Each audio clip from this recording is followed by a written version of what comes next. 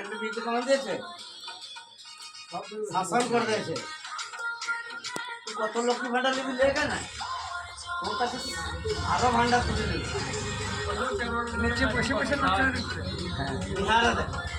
কেরলকে যাওয়ার দরকার নেই।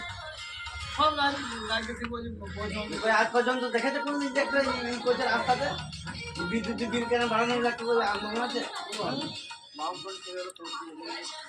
একে থাকতে পারছে না, লোক নাই। 5% জিএসটি দিয়ে 10% দাম। 1,000 টাকা খাবার খেলে পুরো 100 টাকা জিএসটি দিতে হবে।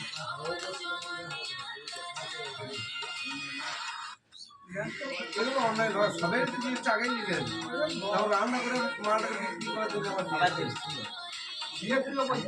অথচ চালে ডালে সবাই জিনিসটা আগেই লিখে দেবে। এই 25 কেজি যে চালের বস্তাটা রয়েছে, 25 কেজি করে দিলে গভর্নমেন্ট জিএসটি পাবে না, তার জন্য ওটা 26 কেজি করে দেয় জিএসটি। ভালো করে দেখি জিনিসটা করে